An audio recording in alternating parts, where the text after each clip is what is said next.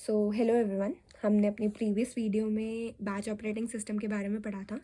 Now will move towards the next operating system, that is the multi programming operating system. तो major disadvantage क्या था batch operating system का? वो ये था कि अगर सपोज़ हमारा कोई प्रोसेस है P1 और वो CPU को एलोकेटेड है और वो किसी IO प्रोसेसिंग के लिए जा रहा है, तो उस टाइम फ्रेम के लिए हमारा CPU आइडल हो जा रहा था, जिससे कि ओवरऑल थ्रूपुट घट जा रहा था। तो इसी प्रॉब्लम को सॉल्व करने के लिए हमारा दूसरा ऑपरेटिंग सिस्टम है, that is multi programming operating system.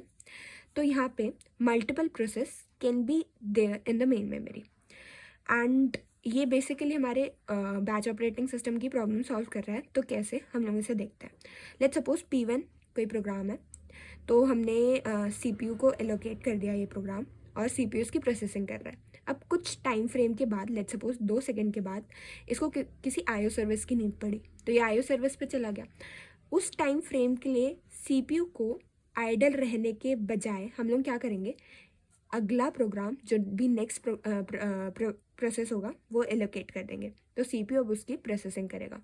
तो अगर हम लोग इसकी वर्किंग देखें पॉइंट वाइज, तो first point is that let at a particular time suppose CPU is allocated to P1। ठीक है, CPU एलोकेट हो चुका है हमारे P1 को। अब P1 requires any input output services. ठीक है, इनपुट आउटपुट सर्विसेज चाहिए, तो इनपुट आउटपुट सर्विस लेने के लिए चला गया। तो उस टाइम फ्रेम के लिए थर्ड पॉइंट क्या बोल रहा है, then at that point of time when P1 is doing input output process, the CPU would be allocated to the next process. तो इससे हमारी ऊपर वाली प्रॉब्लम सॉल्व हो रही है। तो बेसिकली हम लोग यहाँ मैक्सिमाइज कर रहे हैं CPU के यूटिलाइजेशन की। अब हमें लग रहा होगा कि इसका तो कुछ डिसएडवांटेज नहीं है, ये तो बहुत अच्छा है। But the major disadvantage is that, let's suppose अगर मैंने देखा कि P1 है यहाँ और P1 अपना काम कर रहा था और वो बाहर निकल चुका है अभी, तो वो इनपुट आउटपुट सर्विसेज में काम कर रहा है। अब उस पर्टिकुलर अमाउंट के टाइम पे ही हमारा P2 इसके अंदर है, तो हमें नहीं पता P2 कितनी देर तक यहाँ अंदर रहेगा, जबकि P1 का भी प्रोसेसिंग कंप्लीट नहीं हुआ है। तो इससे मेन चीज़ ये है कि अगर कोई चीज़ CPU के अंदर आ चुकी है तो हम फोर्सफुली इसे बाहर नहीं निकाल सकते। तो उससे एक प्रॉब्लम आती है, दैट इज़ स्टारवेशन। अब ये एक न्यू वर्ड है स्टारवेशन, जिसका मतलब बेसिकली ये होता है कि अनलिमिटेड टाइम के लिए कोई भी प्रोसेस वेट कर रहा है to be into the CPU to get processed. मतलब यहाँ पे अगर हमारा P2 है तो हमें नहीं पता P2 CPU से बाहर कब निकलेगा, और जब P2 CPU से बाहर निकलेगा तभी P1 उसके अंदर जा पाएगा। तो इसलिए इस वाले केस में स्टारवेशन की प्रॉब्लम बहुत ज़्यादा होती है। That's why this is the major disadvantage. And अगर आप लोग को ये डायग्रामेटिकली शो करना है, because it give a better impression, तो यहाँ पे हम लोग ऐसे एक बॉक्स बना देंगे जिसके अंदर हमारे प्रोसेसेस होंगे and will show it like this. And regarding the advantages, so यहाँ पे हम लोग CPU का यूटिलाइजेशन बढ़ा रहे हैं और थ्रूपुट भी अपना बढ़ा रहे हैं सिस्टम का। तो अब इसकी प्रॉब्लम सॉल्व करने के लिए we have one more operating system, that is multitasking operating system. So yeah so I think it's visible, yeah. So it is the extension of multi-programming. Multi में भी हमारा मल्टीपल प्रोसेस मेन मेमोरी के अंदर resist कर सकते थे, and it is the extension of multi programming. और वहाँ क्या थी, वहाँ थी प्रॉब्लम ऑफ स्टारवेशन। तो यहाँ पे हमारी स्टारवेशन की प्रॉब्लम सॉल्व हो सकती है। कैसे? बाय द वे इसके 3 नाम होते हैं, that is multitasking operating system, time sharing and multi programming with round robin.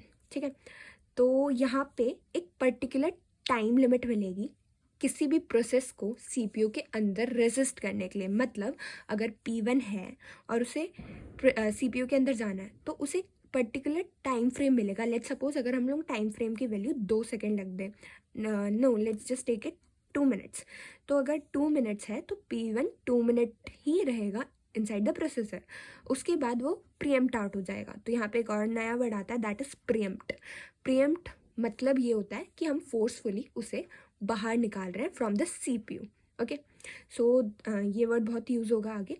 सो अगर हम इसके पॉइंट्स की बात करें, so some time quantum is allocated to each process. मतलब time quantum is just a time frame, it's just a timer कि इतने time के लिए तुम अंदर रह सकते हो और इतने टाइम के लिए तुम्हें CPU से बाहर आना पड़ेगा. Next point is that in this prime focus is on minimizing the response time. So इस पॉइंट की अगर मैं बात करूं तो मल्टीटास्किंग में हमारा मेन पर्पस क्या है कि हम रिस्पॉन्स टाइम को मिनिमाइज कर रहे हैं. Response time, what is response time? पिछले केस में क्या हो रहा था कि अगर कोई भी प्रोसेस घुस जा रहा था तो हमारे पास श्योरिटी नहीं है वो कितने पे निकलेगा, कितनी देर में निकलेगा, जिसकी वजह से बाकी प्रोसेसेस को प्रोसेस्ड होने में बहुत ज़्यादा इशू लग रहा था और वहाँ पे स्टारवेशन की प्रॉब्लम आ रही थी. तो वहाँ पे जो रिस्पॉन्स टाइम था, कितनी देर में जॉब्स कंप्लीट हो रही है, कितनी देर में हमारे टास्क कंप्लीट हो रहे हैं, प्रोसेस कंप्लीट हो रहे हैं, वो बहुत ज़्यादा था. तो यहाँ पे हम लोग रिस्पॉन्स टाइम को कम कर रहे हैं. जबकि हमारा मल्टी प्रोग्रामिंग जो पिछला वाला था वहाँ हमारा प्राइम फोकस क्या था, हम CPU का यूटिलाइजेशन बढ़ा रहे थे, क्योंकि जब भी वो प्रीएम्प्ट आउट होगा तो हमारा नेक्स्ट प्रोसेस CPU के अंदर घुसेगा. Now the last point is that as the system switches rapidly from one user to next, each user is given an impression that entire computer system is dedicated to his or her use, even though it's been shared. So इस point का मतलब क्या है? हमें क्या पता है कि लेट्स सपोज P1 है, P1 गया 2 सेकेंड के लिए CPU के अंदर. ये तो 2 मिनट हमने बहुत बड़ा टाइम फ्रेम लिया है. तो रियल लाइफ अगर रियलिटी में देखें तो बहुत छोटा टाइम फ्रेम होता है.